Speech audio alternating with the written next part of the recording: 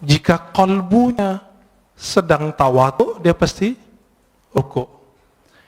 Jika kalbunya sedang bersah diri, pasti dia mengatakan la haula wala quwata illa billah. Jika kalbunya sedang mentakzim Allah, pasti dia mengagumi dan mengatakan subhanallah. Subhanallah itu bukan maha suci, itu terjemahan biasa. Subhanallah artinya maha hebat engkau ya Allah. Yang dimasukkan ke dalam kalbu, itulah nanti keluar.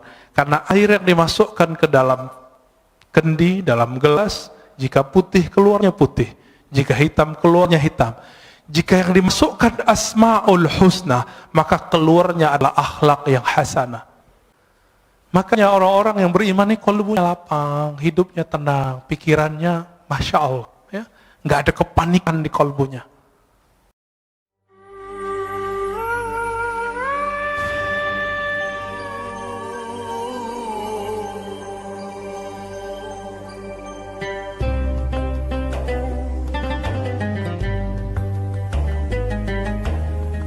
Al-qalb, karena kata qalbu di Quran lebih dari 100 kali dengan jamak dan mufrad, ada lebih dari 100 kali, semua menyebutkan tentang ahwal rohani, bukan ahwal jasmani. Jadi jika ada dokter ngotot menggunakan hadis ini untuk perkara yang zahir, silakan. Tapi kita menggunakan hadis ini sesuai yang diturunkan Nabi SAW. Jika si qalbu itu tawadhu, maka rukuknya terasa nikmat. Maka Bapak Saudara Allah, ketika imam itu kunut, tidak ada perasaan ingin keluar dari imam jika tidak berkunut. Perasaannya biasa aja. Bisa ikut kunut, bisa tidak. Tapi tidak ada perasaan ingin keluar dari imam. Imamnya ahli bid'ah. Gak ada perasaan itu. Terbersih ada perkataan itu di kalbu, dia sudah rusak. Bagaimana mungkin di dalam sholat kita buruk sangka dan mengatakan seseorang itu buruk gitu. Betapa buruknya rohani ini. Oleh karena itu kami, meskipun misalnya diimami oleh seseorang yang tidak hafal Quran, bacaannya salah-salah, itu kita biarin aja dulu. Nanti selesai sholat, kalau nggak ada orang, baru kita kasih tahu. Kenapa? Siapa yang menggerakkan dia jadi imam? Salah siapa kita nggak maju jadi imam? Gitu. Bapak saudara makan Allah, satu kali guru kami wafat. Maulana Syekh Muhammad Nuruddin Al-Khalidi An-Naqsyabandi. Ketika beliau wafat, itu hujan Masya Allah. Imam Az-Zahabi menyebutkan satu perkataan dari seorang imam ahli hadis di abad ke-6 Hijriah. Apa kata beliau? Ciri-ciri seseorang itu meninggal dirahmati Allah, maka Allah kirim malaikat dalam bentuk awan. Fayughfar lahu, maka diampuni baginya. Kalau guru saya ini bukan hanya awan, itu hujan dari beliau sakaratul maut sampai esok pagi, sampai kemudian kita kuburkan, itu hujan gak berhenti. Apa yang ajaib? Keluar dari rumah, itu rumah gadang, ya. Turun dari rumah itu ketika kita bawa keranda, itu hujan berhenti. Kayak ada yang kendaliin. Masuk masjid, hujan deras, dan itu sangat ajaib. Ketika selesai sholat, kita zikir, tahlil, segala macam, kami keluar, hujan berhenti. Tapi di saat ketika mau jadi imam, orang yang beliau angkat jadi wakilnya, itu seorang yang ummi, bacaan Qur'annya gak bagus. Tiba-tiba ada seorang murid yang dianggap telah durhaka oleh beliau, ingin tebar pesona jadi imam. Padahal gak ada yang nyuruh beliau. Awalnya mau narik dia untuk turun, tapi tiba-tiba beliau dapat ilham. Dari kalbunya sendiri yang bicara. Apa kata kalbunya? Hei, kamu tidak usah emosi. Yang menggerakkan dia ke depan siapa? Itu Allah, bukan kamu, bukan dia. Dipikir-pikir, oh saya juga nggak hafiz Quran. Ya sudah. Nah itu, ya, itu adabnya. Maka saya tidak pernah lagi marah waktu, karena jenggot saya nggak terlalu panjang, celana saya kadang jingkrang, kadang tidak, Satu kali di satu masjid, kita masuk, semua jamaah udah siap mempersilakan saya jadi imam, karena saya ustadz di situ. Tiba-tiba dia nyelonong dari luar masjid, keluar, masuk, dan kita lihat, wow, penampilannya sangat perfect. Celananya jingkrang, jenggotnya panjang, pakai kopiah. Emang sangat perfect. Tapi nggak salam, nggak kalam. Ya udah, akhirnya saya yang qomat. Kenapa? Ingat kalimat yang tadi. Siapa yang menggerakkan dia? Allah. Karena seandainya dia jadi makmum, dia akan benci kepada saya. Dan salah satu imam yang Allah tidak ridhoi jika makmumnya tidak ridho kepadanya, jika ridhonya tidak berkaitan dengan syariat, tidak masalah. Tapi kalau berkaitan, itu bermasalah. Maka kita biarkan. Ya. Saya ikutin aja. Ya. Yang saya lihat bukan dia, tapi yang saya lihat adalah gerakan-gerakan dari Allah Ta'ala. Bapak Ibu Saudara makan Allah, kalau orang begitu, kira-kira kebencian keluar nggak dari kalbunya? Insya Allah keluar ya. Taib. Kembali ke yang tadi. Maka al-a'mal, amal itu masdaruhal qalb. Tempat terbitnya adalah kalbu. Tapi dia butuh bukti. Maka di Quran disebut i'malu fasarallahu a'makum. Beramallah kamu, maka Allah akan memperhatikan amalmu. Nah, pertanyaannya, merasa diperhatikan Allah nggak tadi sholatnya? Berarti sholatnya belum ngamalin ayat ini. Coba, mulai hari ini, beramal itu karena ayat itu. Beramallah kamu, Allah akan pandang amalmu. Tapi apa yang Allah pandang? Maka ditaksis dengan hadis Nabi Sallallahu Alaihi Wasallam, hadis Imam Muslim tadi dan Imam Bukhari juga ada yang semakna, bahwa Allah memandang ke kalbumu.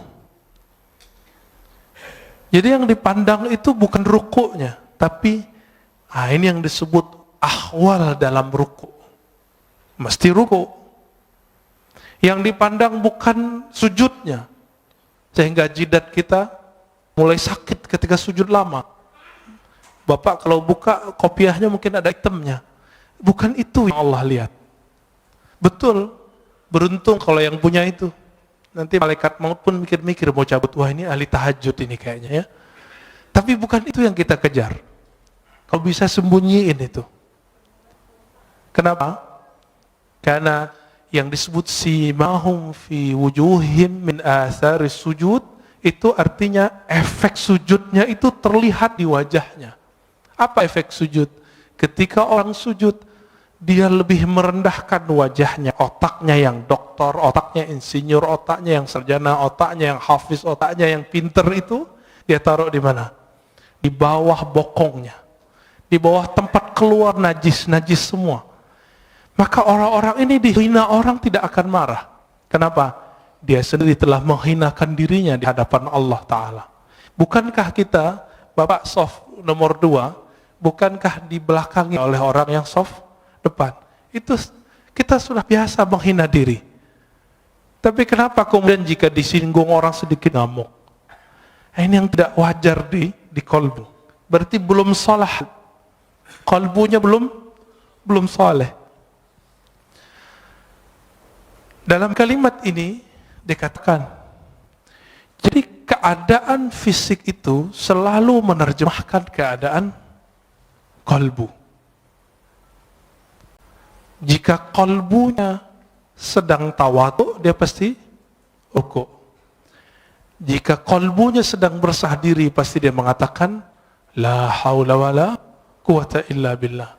Jika kalbunya sedang menta'zim Allah, pasti dia mengagumi dan mengatakan subhanallah. Subhanallah itu bukan maha suci, itu terjemahan biasa. Subhanallah artinya maha hebat engkau ya Allah. Bapak saudara makanallah ikhwan akhwat fillah. Oleh karena itu Nabi SAW 13 tahun itu tidak diwajibkan sholat. Coba lihat. Berapa lama Rasulullah berdakwah? 13 tambah 11. 13 tahun gak wajib sholat kecuali sekali semalam. Surat Al-Muzammil. Umil Layla. Bangunlah malam hari, itu aja. Meskipun 3 tahun sebelum hijrah, beliau telah dapat kewajiban 5 rakaat, 5 rakaat, beliau belum wajib sholat. Kenapa?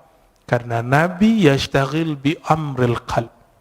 Nabi sibuk dengan perkara kalbu. Coba lihat ayat pertama turun, Iqra, bacalah. Surat Muzammil, wazkurisma rabbik, sebutlah nama Rabbmu. Menyebut nama Allah, membaca nama Allah, itu dengan kalbu baru terasa. Ya, baru pakai lisan. Makanya beberapa ulama kita zikir ya Allah, ya Allah, Allah, Allah, Allah, itu ngamalin surat Al-Muzammil itu. Nggak usah pakai dalil-dalil aneh, itu dalilnya. Ini kan susah-susah debat, ya, nyari-nyari dalil. Karena ada ustadz yang mengatakan bid'ah zikir Allah, Allah. Kenapa? Zikir harus dengan kalimat yang jumlahnya kamilah, jumlah mufidah, kalimat yang lengkap. Memang kalimat Allah kurang lengkap. Bukankah ada ayat kulillah, katakanlah Allah, ada kok. Dan itu satu kalimat, satu kata, tapi menilainya satu kalimat. Waladzikurullahi akbar, dan sungguh menyebut Allah itu lebih besar dari semuanya. Oleh karena itu Badi'uz Zaman Sa'id Nursi itu di bersalahnya yang jilid 6 mengatakan ulama-ulama ahli qalbu untuk menghabiskan ego al-ananiyah itu mereka hantam dengan menyebut nama Allah, Allah, Allah, dan itu ada efeknya. Apa nama yang dimasukkan ke dalam qalbu, itulah nanti keluar. Karena air yang dimasukkan ke dalam kendi, dalam gelas, jika putih keluarnya putih, jika hitam keluarnya hitam. Jika yang dimasukkan asma'ul husna, maka keluarnya adalah akhlak yang hasanah. Jika yang dimasukkan hubbud dunya, maka keluarnya itu tamak. Kalau ustadz itu lebih bahaya. Dai itu kalau hasadnya ulama itu bawa dalil. Coba lihat di YouTube itu. Itu membedain orang hasad nggak hasad gampang di situ. Ya, terlihat isinya kebencian, kebencian, kebencian. Sebanyak itu ayat yang mengajarkan bahwa mukmin itu bersaudara.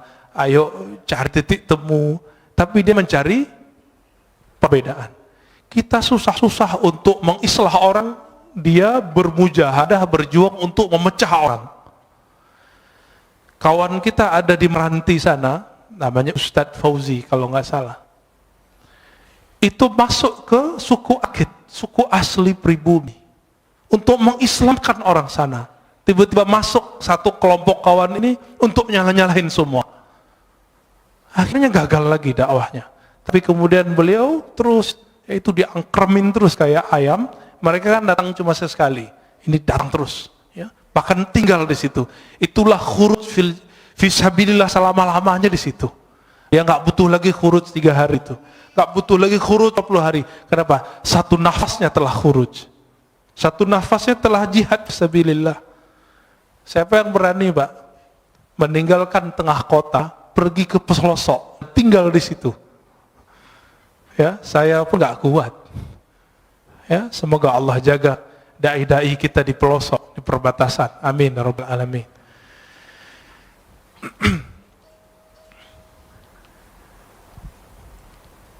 Oleh karena itu masyayikh kita mengajarkan zikir qalbu. Ketika latihan, maka kurangi dulu zikir-zikir fisik. Dulu kami latihan 40 hari, itu cuma zikir qalbu. Yang wajib-wajib kita nggak boleh tinggal. Sholat jamaah, 5 waktu, sholat Jumat. Yang itu kita kejar terus. Tapi kerjanya ngapain? Setelah sholat, zikir.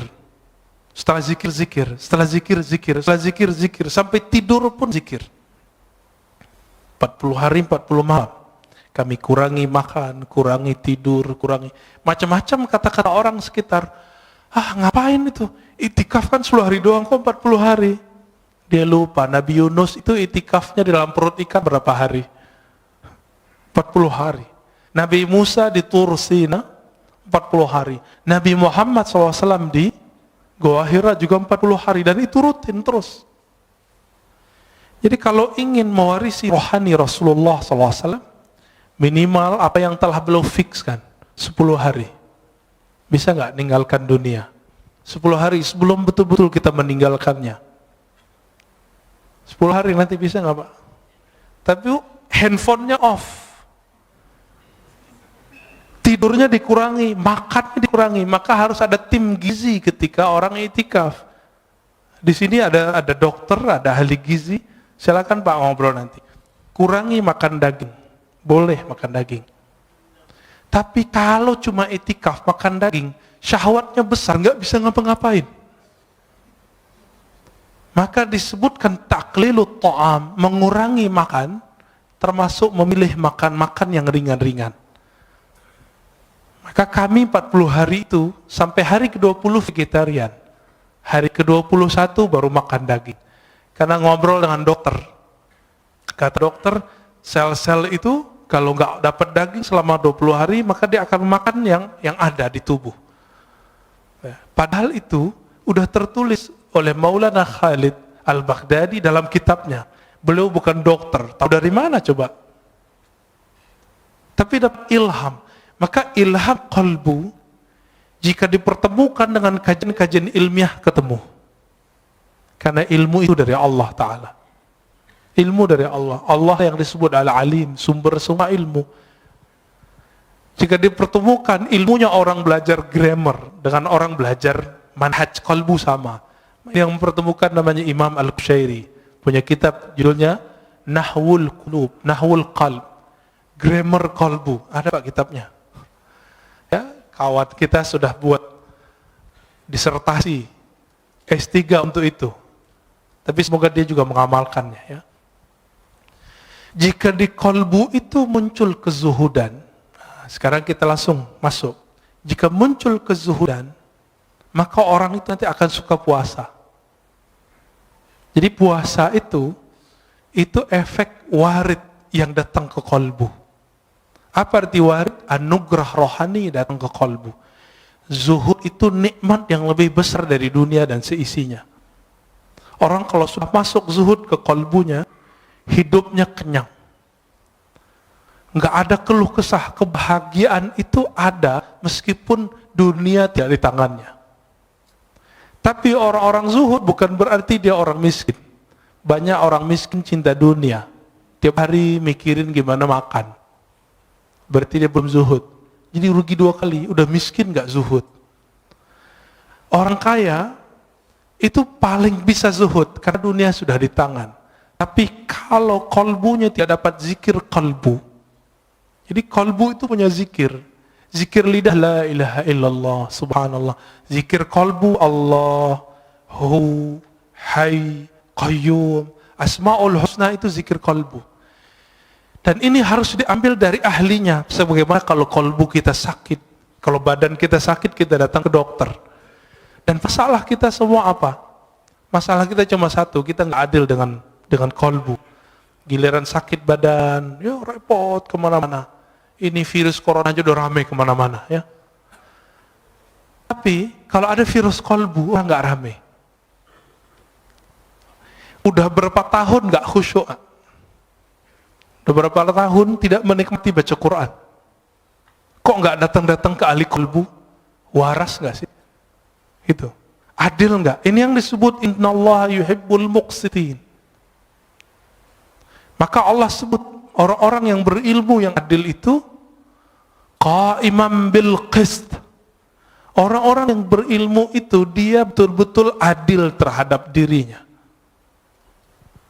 Kita nggak adil. Cari dunia dari pagi jam 6, pulang pun jam 8, 12 jam. Tapi cari akhirat, kita ajak setengah jam aja bilang apa? Ustadz, saya ini sibuk.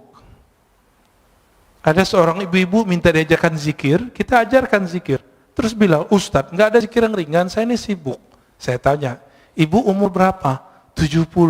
70 karyawati, peragawati. ASN. Enggak, terus apa sibuknya? Bingung juga dia.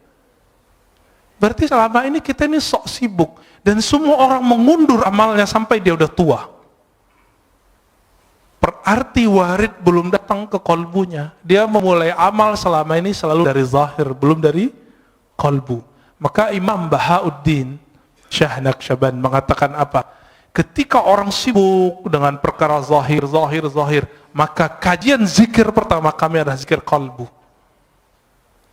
Bidayatu tariqatina, nihayatu turuq.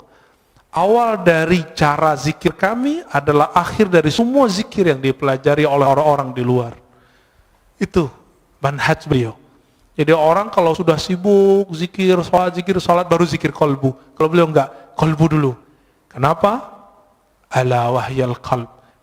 Inilah zikirnya ulama-ulama ahli kolbu. Jika yang masuk ke kolbu itu al-hirs. Hirs itu ada kesukaan, kerajinan, ya, ada perasaan senang. Maka orang ini akan rajin tahajud, rajin sedekah, rajin semua zikir itu kayaknya ringan di tangannya, ringan di lidahnya. Bapak saudara makan Allah, dulu seorang kawan saya berdoa, Allahumma adim alaina zikrak. Ya Allah, dawamkan zikir kami kepadamu. Saya tegur, jangan doa begitu. Yang Nabi ajarkan, Allahumma a'inni ala zikrik. Ya Allah, bantu aku menyebut namamu. Karena Nabi tidak pernah mengajarkan, ya Allah, dawamkan zikir di kalbu kami. Itu mustahil, kecuali Rasulullah sallallahu alaihi wasallam. Dalam sholat pun kita masih ingat selain Allah Ta'ala. Jika yang datang di kalbu itu syauq, rasa rindu yang dalam, maka orang ini biasanya zikirnya mulai bergerak.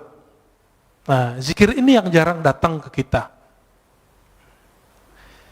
Minimal gerak matanya nangis, itu zikir rindu. Jadi rindu itu datang dulu ke kolbu, baru saat dia berzikir ada rasa nangis. Bukankah sebagian Bapak Ibu ketika mendengarkan imam kita tadi sholat teringat mana? Sudais, ya, semoga Allah muliakan beliau, amin. Kita teringat itu. Bagi mereka yang punya pengalaman sholat di belakang Sudais, dia rindu, dia bisa nangis. Itu baru rindu dengan imam dunia. Imam sholat di Mekah, bagaimana dengan imam al-a'immah Sayyidina Rasulullah SAW. Maka orang ini saat mengatakan Allahumma salli ala Sayyidina Muhammad, air matanya pasti mengalir. Itu yang disebut dalam syair-syair Hisan bin Sabit. Kullul qulub, semua kalbu itu rindu kepada Nabi. Tapi bukti rindu itu hanya satu. Dumu'ul ain. Ketika air mata itu berkaca-kaca, air mata itu mengalir. Atas dasar itulah ulama kita punya majelis khusus namanya majelis sholawat. Karena itu majelis kerinduan. Imam Ibn Arabi yang disesatkan orang di zamannya, dia jauh dari semua kesesatan itu. Karena beliau ahli hadis. Saya S1 meneliti beliau. Ibn Arabi menulis kitab Tarjumanul Ashwaq. Sebelumnya beliau seorang ahli hadis. Meriwayatkan hadis dengan sanad sendiri sampai ke Rasulullah. Berguru kepada Imam Bukhari di zamannya, namanya Ibnu Asakir, dan Imam Muslim di zamannya, yaitu Imam As-Silafi. Imam Ibn Arabi nulis Tarjumanul Ashwaq, terjemahan para perindu, kolbu yang merindu, dan salah satunya di situ ada kerinduan kepada Rasulullah Sallallahu Alaihi Wasallam. Orang yang rindu kepada Rasulullah pasti dia rindu kepada orang yang membuat dia rindu kepada Rasulullah. Siapa yang mengajarkan kita rindu kepada Rasulullah? Guru-guru kita. Guru-guru ini yang mengajarkan rindu. Maka rindu kepada Rasulullah itu bersanad. Ini yang Nabi katakan, tuba liman ra'ani wa amanabi. Tuba liman ra'ani wa liman ra'aman ra'ani. Beruntung orang yang memandangku. Kalau enggak ketemu aku, dia ketemu murid-muridku. Atau murid dari muridku. Ini yang disebut tuba. Bagaimana Bilal ibn Rabah? Ketika Omar datang ke Damaskus, Bilal dipanggil. Wahai Bilal, kami rindu Rasulullah. Apa kata Bilal? Lalu apa yang harus kau lakukan? Kata Umar, tolong engkau azan. Ingatkan kami kepada azannya di zaman Rasulullah SAW. Lalu dia azan. Setelah sekian lama Rasulullah wafat, dia nggak mau azan. Kenapa? Setiap kali dia azan, dia bisa pingsan. Itulah rindunya, seseorang perindu. Dia bergerak, badannya bergetar ketika rindu. Kalau dia kuat, dia bisa terus. Jika tidak, dia pingsan. Dan Bilal bin Rabah sampai di asyhadu an la ilaha illallah. Sampai di asyhadu anna Muhammadar Rasulullah.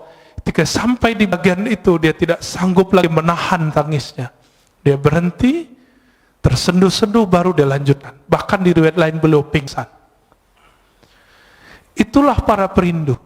Makanya zikirnya para perindu itu ada 3. Jika di mata dia menangis, jika di tubuh dia bergerak, jika tidak kuat maka dia pingsan. Inilah zikir-zikirnya qalbu. Karena sebab syauq datang, rasa rindu itu datang. Dan rindu itu sumbernya satu, al-mahabbah, rasa cinta kepada Allah dan Rasulullah. Bapak saudara makan Allah, terkadang kalau orang rindu itu gombal, benar nggak? Kalimat-kalimatnya aneh-aneh. Dalam ilmu zikir, ilmu qalbu disebut dengan syatahat. Apa arti syatahat? Kalimat yang melompat dari mulut karena gejolak-gejolak rindu dalam kalbu. Jika seseorang merasakan rindu tersebut, maka muncullah syatahat. Inilah yang muncul pada Imam Junaid, Imam Abu Yazid Al-Bustami, bahkan imam seperti Al-Hallaj. Al-Hallaj mengatakan, ma fi jubbati illallah, di jubahku hanya ada Allah.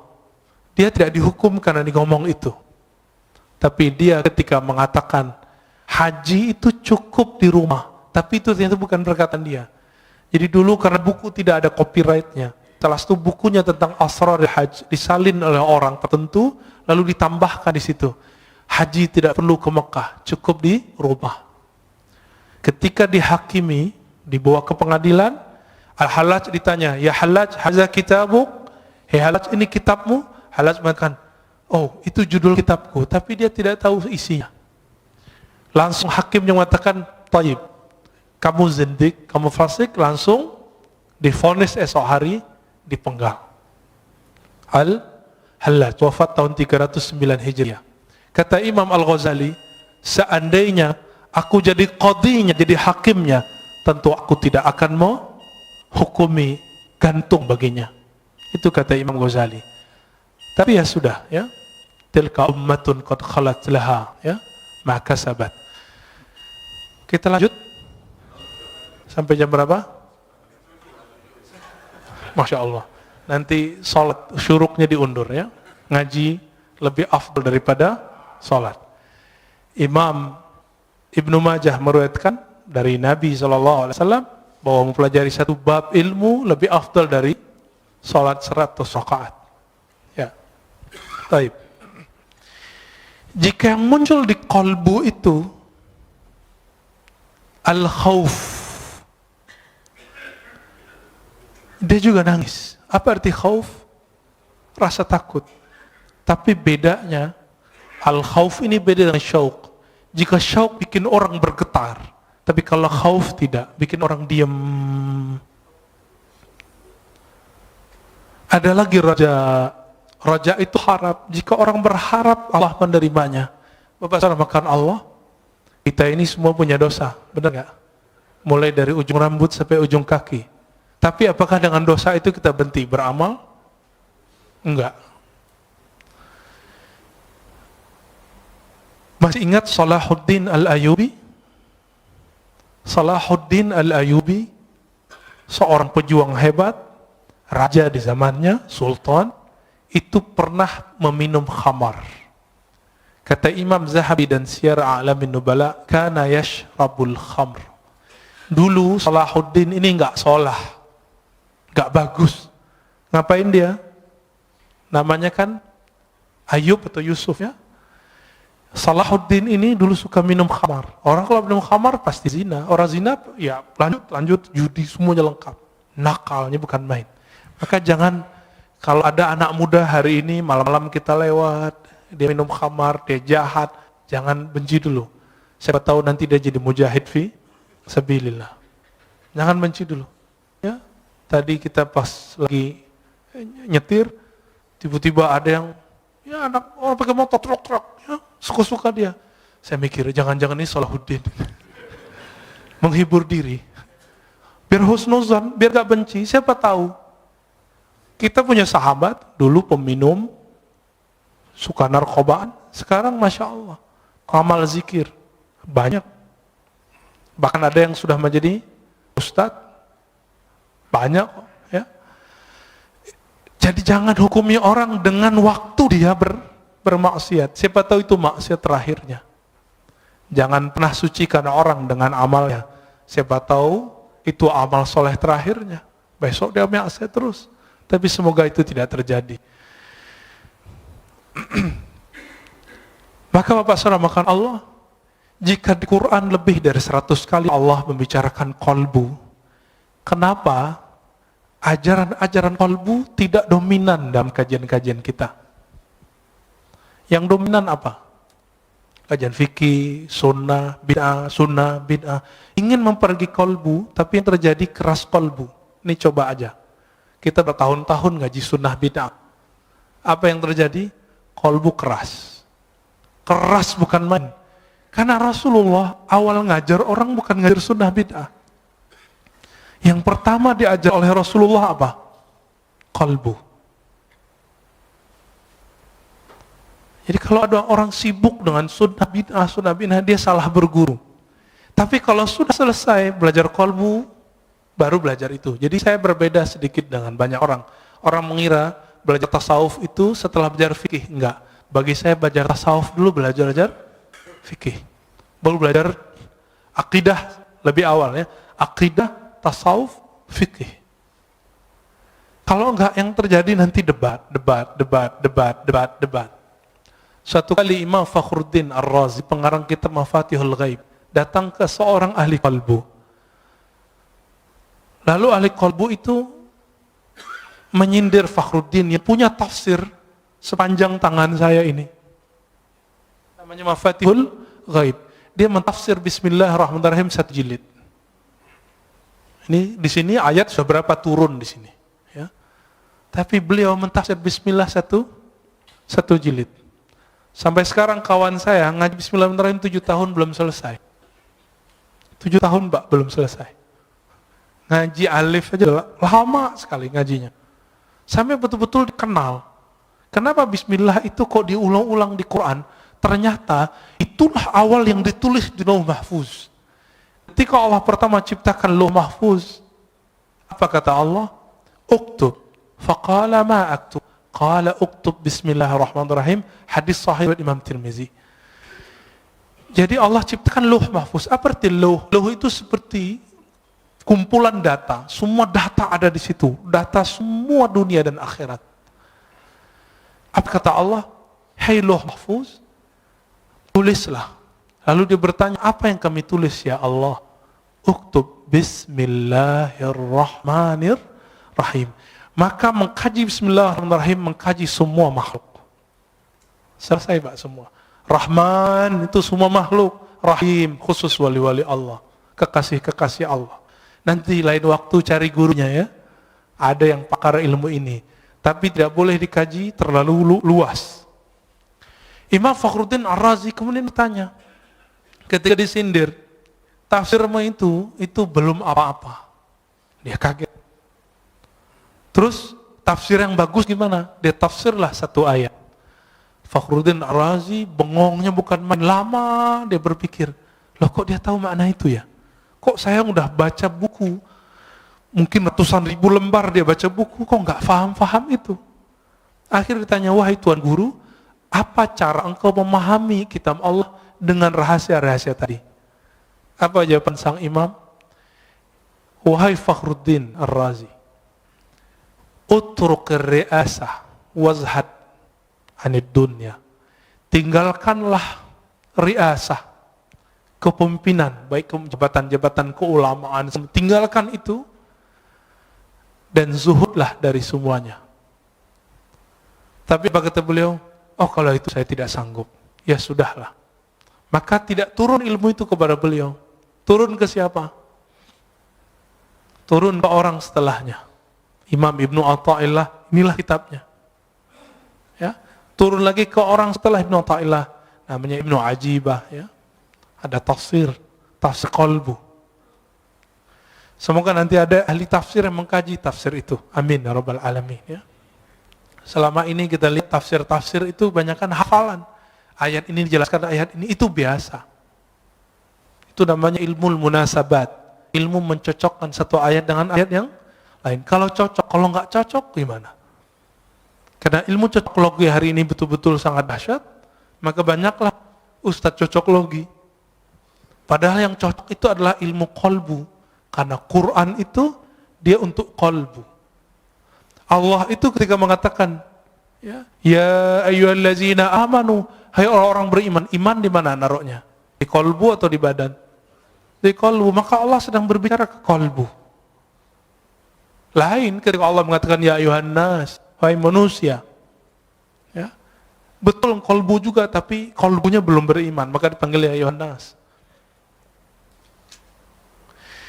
Berdasarkan beda-bedanya apa yang datang ke qalbu, maka berbedalah amal. Beda apa amalnya? Antara Nabi Adam dengan Nabi Nuh beda nggak doanya? Beda. Nabi Nuh dengan Nabi Ibrahim beda zikirnya. Nabi Ibrahim dengan Nabi Musa beda zikirnya. Nabi Ibrahim apa zikirnya waktu dilempar ke api? Hasbiyallah wa ni'mal wakil. Cukuplah Allah sebaik-baik yang mengurus melindungiku. Itu api zahir. Apalagi api dunia, api syahwat. Maka salah satu cara terapi orang untuk melemahkan syahwatnya adalah, mengendalikan syahwatnya adalah hasbiyallah wa ni'mal wakil. Atau hasbunallah wa ni'mal wakil. Dizikirkan 450 kali setiap hari. Ini zikir yang diajarkan Maulana al-Imam Abdul Hasan Syazili. 450 itu dikit, Pak.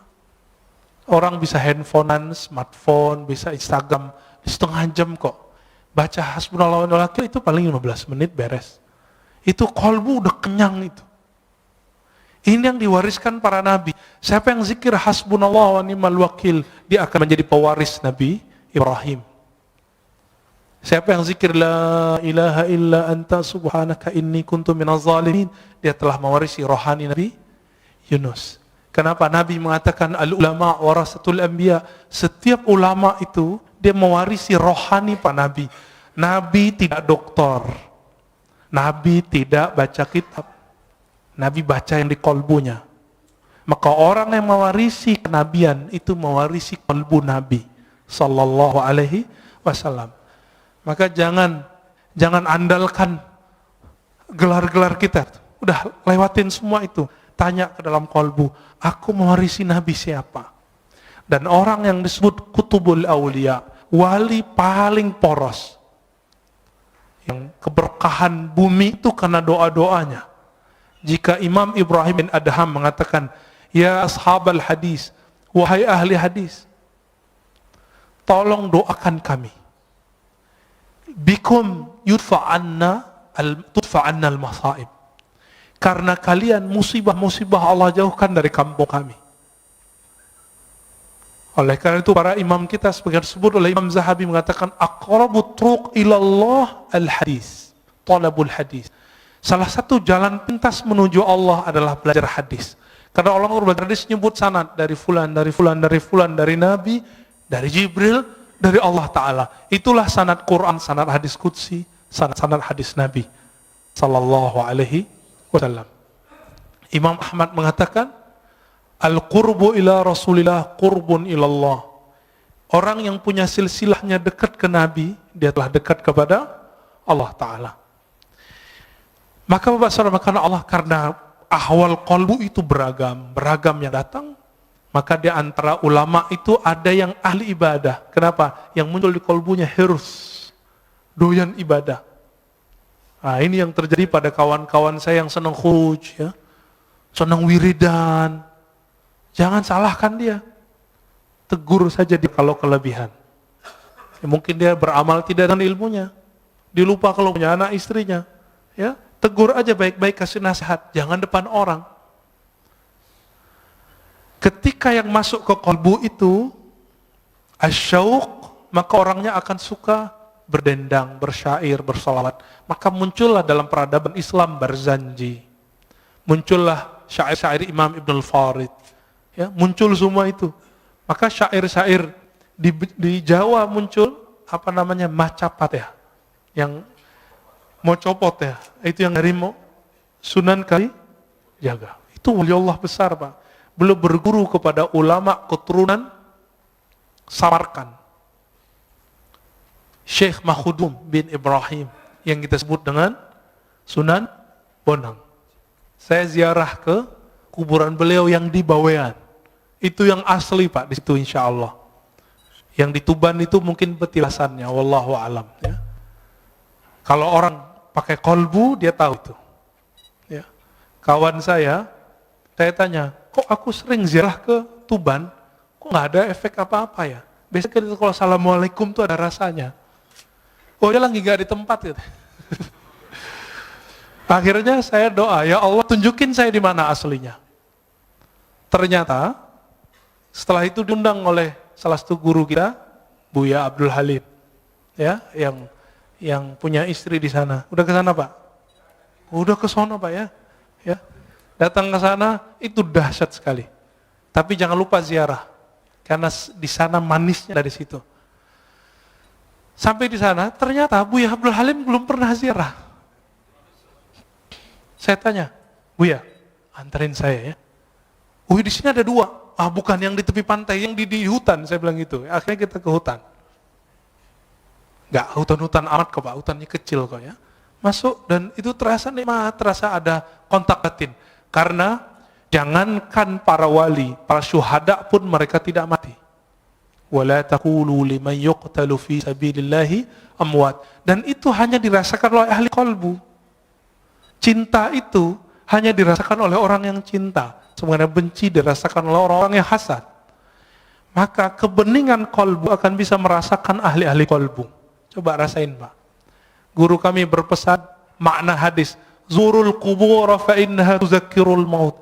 Ziarah kubur karena itu bisa mengingatkan kepada kematian, lintas dimensi langsung maksudnya. Maka orang yang suka ziarah kubur, rohaninya akan tembus ke dimensi yang lain, masuk ke alam-alam yang lain, sadar atau tidak. Tapi kalau udah jauh dari kubur, membid'ahkan kubur, menyebut orang ziarah kubur kuburiyun, maka siap-siap kamu nanti ketemu Rasulullah. Rasulullah akan memarahi dan menghardikmu dan mengatakan, aku sayyidul kuburiyin. Akulah orang yang paling sering ziarah kubur. Nabi ziarah kubur kapan, Pak? Malam. Dan hampir setiap nginap di rumah Aisyah radhiyallahu taala anha. Berani bilang Nabi sayyidul kuburiyin, penyembah kubur. Hati-hati. Pemuja kubur, hati-hati. Semua yang kamu lafazkan Allah hisab. Kalau kolbu nggak nyampe, nggak usah ingkar. Imam Sya'rani telah nulis berkali-kali kata beliau, kalau kamu tidak paham, jangan ingkar. Sekali kamu ingkar, haramallahu alaika. Allah haramkan bagimu untuk merasakan itu. Makanya kalau udah benci sama kita, benci sama kajian kita, nggak nyaman, Pak. Langsung keluar. Ngelihat imam kita doa aja langsung keluar. Nggak bisa husnuzon, nggak bisa menikmati perbedaan faham. Betapa sempitnya kalbu, padahal kalbu itu lebih luas dari dunia dan seisinya. Hadis meskipun dhaif, tapi ulama mensahihkan maknanya. Mawasi'ani ardi wala samai. Aku ketika memandang ke langit dan bumi tidak sanggup menahan pandanganku. Itu yang disebut Allah ketika memberikan amanah kepada langit dan bumi, semuanya nolak. Inna wasi'ani, yang sanggup menerima pandangan itu adalah qalbu abdi al-mu'min. Qalbu hambaku, ada kalimat hambaku di situ. Al-mu'min, yang dia beriman. Makanya orang-orang yang beriman ini qalbunya lapang, hidupnya tenang, pikirannya Masya Allah. Ya. Nggak ada kepanikan di qalbunya. Ya. Nggak rusuh. Bapak saudara, karena Allah, maka di antara mereka ada yang zuhud. Karena yang datang qalbunya kebencian dunia. Di antara mereka ada yang muridin, ada yang wara, ada yang arif. Puncaknya nanti arif. Nanti tanyalah ke Kiai Ahmad Shadiq, itu arif itu apa sih? Atau ke kiai-kiai yang lain, ada siapa? Kiai Luqman ngajar di sini juga. Ya, Kiai Luqmanul Hakim. Nah, itu orang-orang ahli kolbu semua. Sebenarnya beberapa banyak masih ahli kolbu. Silakan dicari sendiri atau tanya ke ahli kolbu siapa mereka. Ya. Ini belum selesai sebenarnya, tapi udah cukup lah ya.